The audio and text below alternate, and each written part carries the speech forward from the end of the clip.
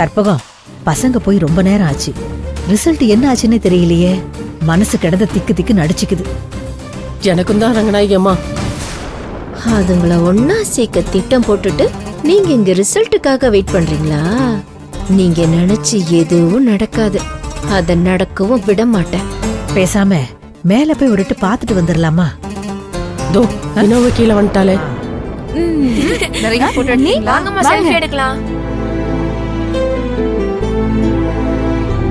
எங்கம்மா போனீங்க? சீக்கிரம் கேக் வெட்டினா தானே எங்கேயாவது வெளியே போக முடியும். அதெல்லாம் நம்ம எங்கேயும் இப்ப போல. இங்க கொண்டாடிட்டு அப்படியே வீட்டுக்கு போயிடலாம். அம்மா டே டே டே என் சமத்துல.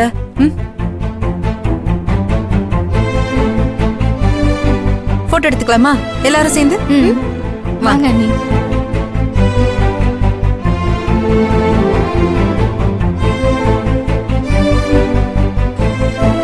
இவ முகத்துல எந்த ரியாக்ஷனும் இல்லாம சாதாரணமா இருக்கிறத பார்த்தா மேல என்ன நடந்திருக்கும்னு நம்மளால கணிக்கவே முடியலையே.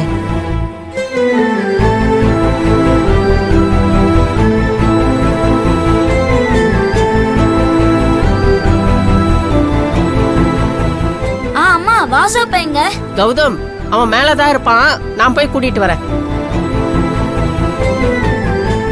ரங்கநாயகி அம்மா, நான் மேல போய் என்னாச்சு ஏதாச்சுன்னு தெரிஞ்சுட்டு வரேன். போ.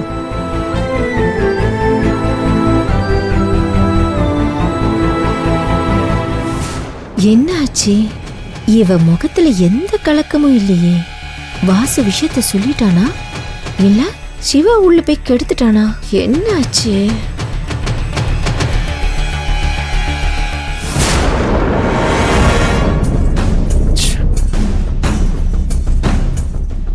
வாசு, உன் விருப்பத்தை வினோதினி கிட்ட சொல்லிட்ட போல. கீழே அவ ஒரே சந்தோஷமா இருக்காடா. நீ வேற ஏமா சொல்லவே இல்லம்மா? சொல்லவே இல்லையா? என்னடா சொல்ற? ஏண்டா அவளு நீ ரூம்குள்ள வந்து 1/2 மணி நேரம் ஆச்சு, ஒண்ணுமே சொல்லலன்னு சொல்ற. அப்படி என்னதான்டா பேசிக்கிட்டு இருந்தீங்க? எங்கம்மா சொல்லணும்னு ஆரம்பிச்சதும் ஹார்ட் பீட் வேகமா அடிக்குது, உடம்பெல்லாம் நடுங்குது. சரி எப்படியாவது சொல்லிடணும்னு தைரியத்தை வர வச்சு அங்க சுத்தி இங்க சுத்தி சரியா என் மனசுல இருக்கிறத ஒரு வழியா சொல்லிடலான்னு வரப்போ சரியா அதை தடுக்கிற மாதிரி அந்த சிவா உள்ள பூந்து எடுத்துட்டான். அந்த தம்பி எதுக்குடா நீங்க 2 பேர் பேசிட்டு இருக்கும்போது ரூமுக்குள்ள வந்துச்சு? ஏதோ வினோதினி வர சொன்னதா கனகா சொன்னாங்களா? இவரும் சொன்ன வேகத்துல கதவை தட்டாம உள்ள வந்துட்டாரு. நீங்க அவன் மேல கோவப்படக்கூடாதுன்னு சொன்னதுனாலதான் நான் இவ்வளவு நேரம் அமைதியா இருக்கேன். இல்லைன்னா புடிச்சு கத்தி விட்டுருப்பேன். சரி சரி, இங்க பாரு, நீ கோவப்படாத. நீ ஒன்னும் ஃபீல் பண்ணாதடா. அவ இன்னைக்கு பூரா இங்கதான் இருப்பா.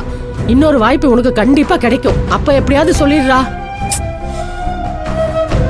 இப்ப நீ வாங்கிட்டு வந்த புடவை எடுத்துட்டு கீழே வா. முதல்ல அவளோட பிறந்த நாளை கொண்டாடலாம். கொஞ்சம் சிரிடா, சிரிச்சா மாதிரி வா. சரி நீ போமா, வரேன். சீக்கிரம் வந்துரு. என்ன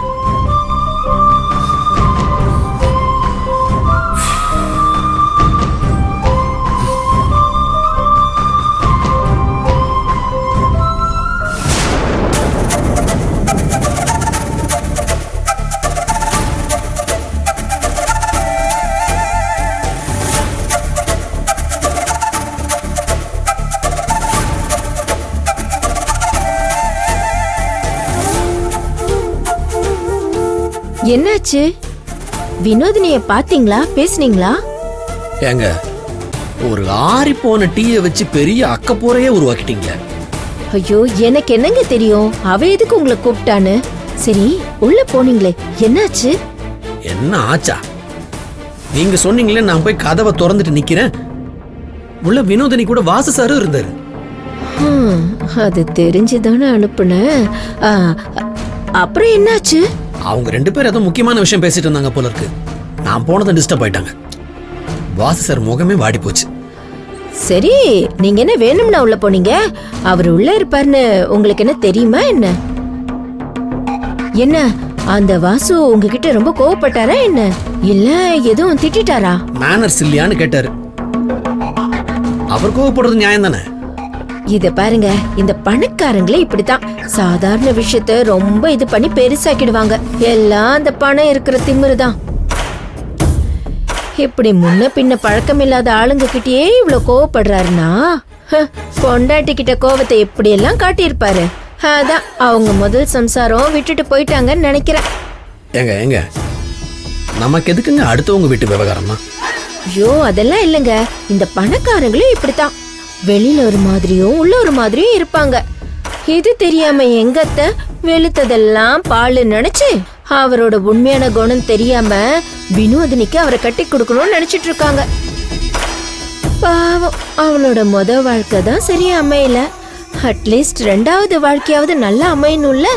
இப்படி ஒரு கோவக்காரனை கட்டிக்கிட்டு அவ வாழ்க்கை முழுக்க சீரழியணுமா என்ன? இது எதுக்கு நீங்க என்கிட்ட சொல்லிட்டு இருக்கீங்க? இதெல்லாம் எனக்கு தேவையில்லாத விஷயம். நானே ஏற்கனவே குற்ற உணர்ச்சியில் இருந்துட்டு இருக்கிறேன்.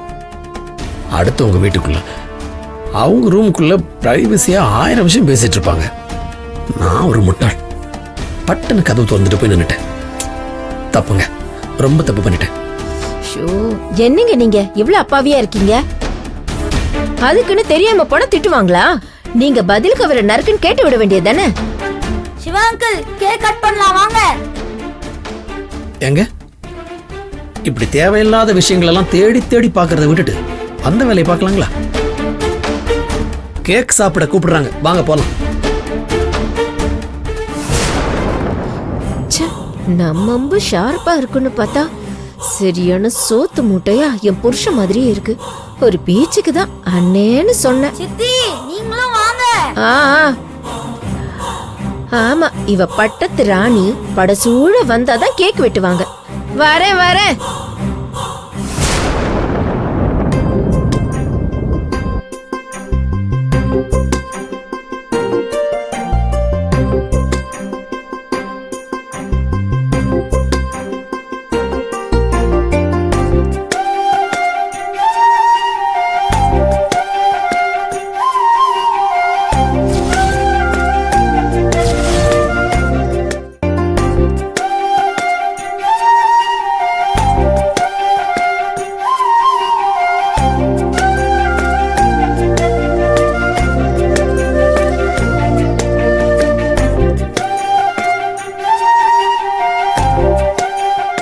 கேக் எப்படிமா இருக்கு? நாங்க தான் இப்படி எழுத சொன்னோம். வாசாப்பா, அம்மாவுக்கு நீங்க சர்ப்ரைஸ் கொடுத்தீங்க, நாங்க உங்களுக்கு சர்ப்ரைஸ் கொடுத்தா பாத்தீங்களா? கேக்ல அம்மா பேரு பக்கத்துல உங்க பேரு.